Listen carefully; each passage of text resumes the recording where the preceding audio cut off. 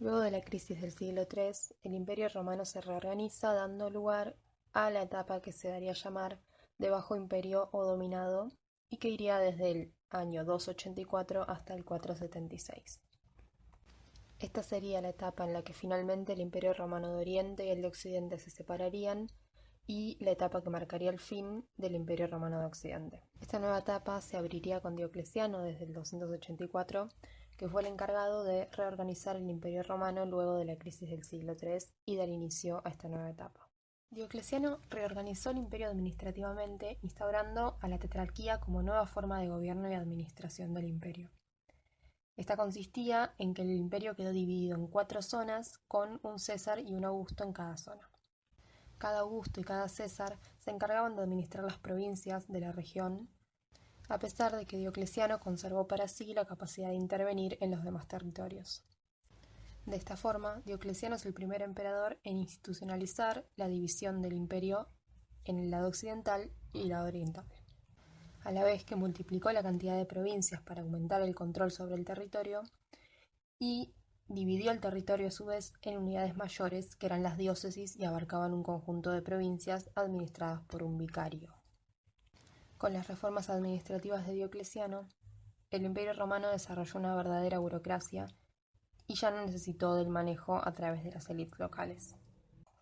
En cuanto a sus reformas militares, Diocleciano incorporó divisiones de caballería e infantería y pudo poner fin provisoriamente a las amenazas exteriores. A su vez, colocó a los funcionarios del ejército y la caballería en los principales lugares de la administración, en detrimento del orden senatorial, que pasó a no ocupar estos cargos.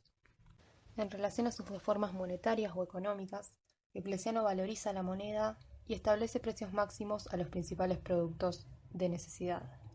Pero también sistematizó el sistema tributario, estableciendo un impuesto uniforme para todos los habitantes del imperio, que fue la iugatio capitatio. De esta forma, Diocleciano igualó a todos los habitantes del imperio bajo el criterio fiscal, estableció sistemas de medición estandarizada, de clasificación de tierras y censos para que esta nueva percepción impositiva sea más homogénea. En cuanto a su política religiosa, Diocleciano redactó en el 304 un edicto donde prohibía la profesión del cristianismo, especialmente para aquellos que formaran parte de la administración y del ejército, tratando de esta forma de establecer para los funcionarios del Estado una única religión, que sería el culto a los dioses paganos. Su política fue de persecución a la Iglesia cristiana y a los cristianos, siendo la Iglesia cristiana desposeída de sus bienes y sus tierras. Fue de esta forma que el Estado bajo imperial logró darle salida a la crisis del siglo III, volviendo a un sistema medianamente estable que duró hasta principios del siglo V con una nueva crisis. El gobierno de la tetrarquía, sin embargo, entró en crisis con el gobierno de la segunda tetrarquía, ya que se quiso imponer una sucesión dinástica y empezó nuevamente un conflicto militar por la sucesión. Estos conflictos sucesorios hacen que para el 312 Constantino gobierne en Occidente y Licinio en Oriente, pero que se enfrente con él y para el 324 termine unificando el imperio y siendo el único emperador del Imperio Romano nuevamente. Una unificación que se mantendrá hasta su muerte. Constantino fundó la ciudad de Constantinopla en la antigua ciudad de Bizancio. Este hecho significó el traspaso de poder político y militar de Occidente hacia Oriente, ya que la capital del Imperio Romano pasó a ser Constantinopla.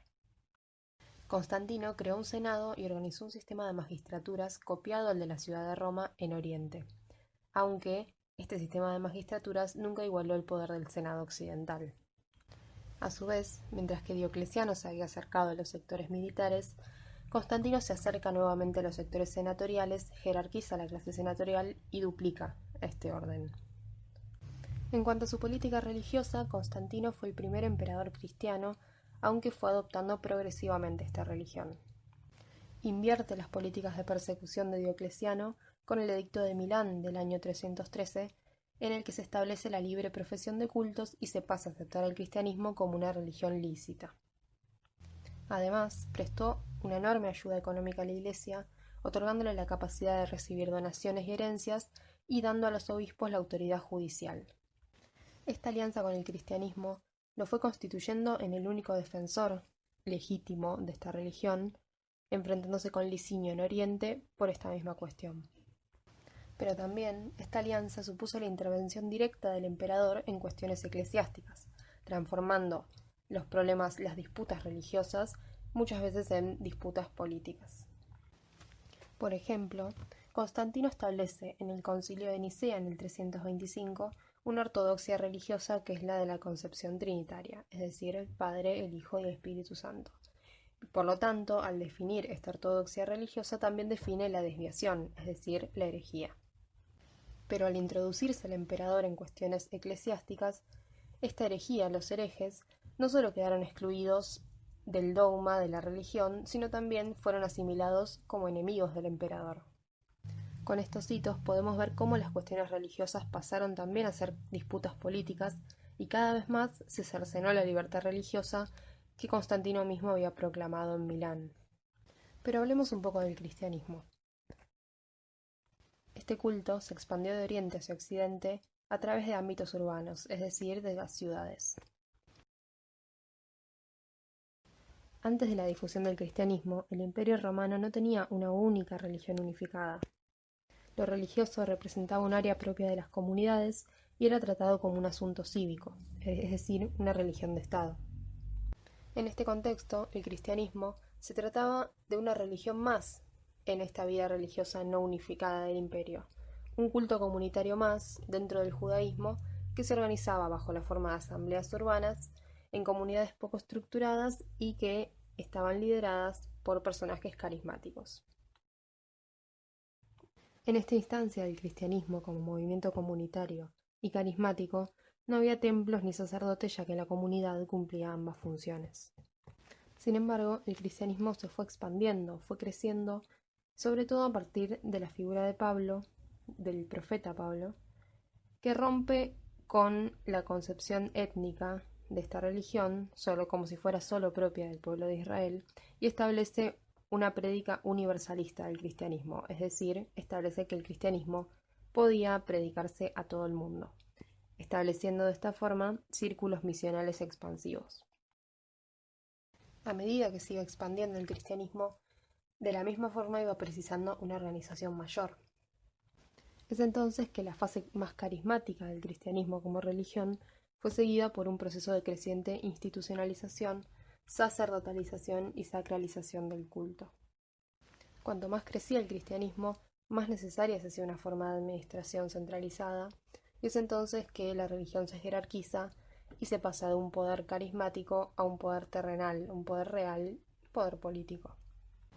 ¿Y de qué hablamos cuando nos referimos a este poder terrenal? Bueno, hablamos de una comunidad cristiana que pasó a depender cada vez más de la Iglesia como institución y del obispo como el nuevo dirigente que podía movilizar a estos sectores populares, pero que también le disputó el poder a las administraciones civiles. El cristianismo fue ganando importancia paulatinamente, tanto en el terreno de la práctica como en la vida privada de muchas personas.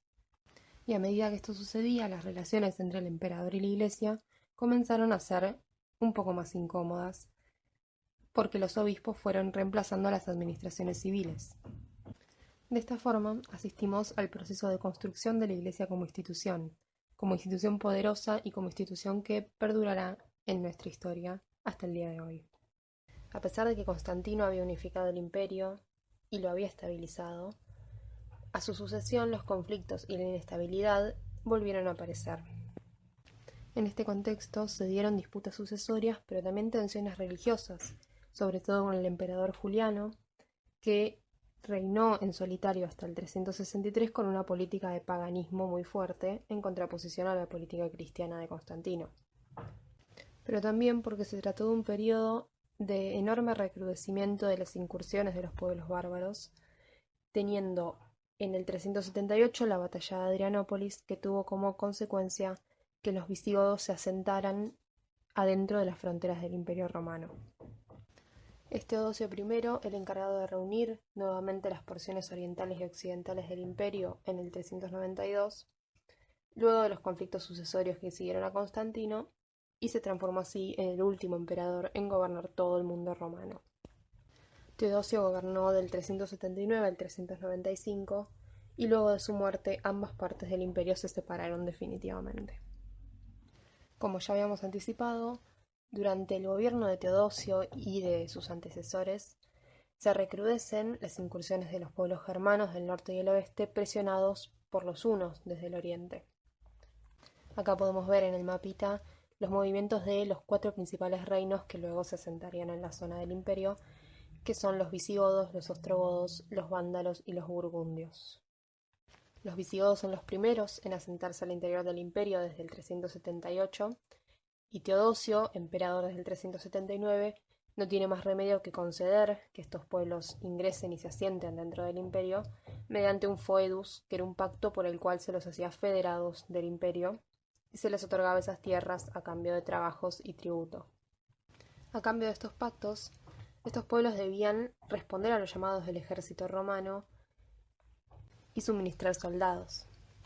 Sin embargo, este fue un momento crítico para la política imperial, ya que a partir de ese momento hay una nación germánica independiente dentro del imperio, con capacidad autónoma de negociación y un cada vez más creciente hostigamiento a los emperadores. Es importante notar que esta entrada de los pueblos bárbaros, de los reinos, los que serían los reinos romanos germánicos luego, se dio de una forma negociada y pacífica. Sin embargo, durante la época de Teodosio, esta entrada pacífica tomó cada vez más un aspecto de invasión por la enorme crisis militar que sufría el Imperio Romano de Occidente. En cuanto a su política religiosa, Teodosio continuó con la persecución de las herejías que había comenzado Constantino, y de la misma forma continuó su camino haciendo del cristianismo católico la religión oficial y única del Imperio Romano. Esto se dio a partir del Edicto de Tesalónica del 380, que convierte el cristianismo católico en la religión oficial y única del imperio y que termina con ese periodo previo en el que no había ninguna religión unificada en el Imperio Romano. A la muerte de Teodosio, las tensiones entre Oriente y Occidente se recrudecieron cada vez más, comenzando a mostrar intereses contrapuestos que los llevaron a separarse definitivamente. Estas tensiones fueron religiosas entre un imperio romano de Oriente, en el que las autoridades eclesiásticas seguían subordinadas al fuerte poder del emperador, y un imperio romano de Occidente, en el que la autoridad papal tenía cada vez más independencia y cada vez más poder. Pero también se trató de tensiones políticas y militares, en relación sobre todo a la política a seguir con los grupos bárbaros. Estas tensiones se vieron acompañadas de una progresiva debilidad del imperio occidental, potenciada por la crisis militar, en la que cada vez más grupos de pueblos bárbaros comienzan a penetrar en las fronteras del imperio, que son cada vez más forzadas, y que junto con factores internos llevarían finalmente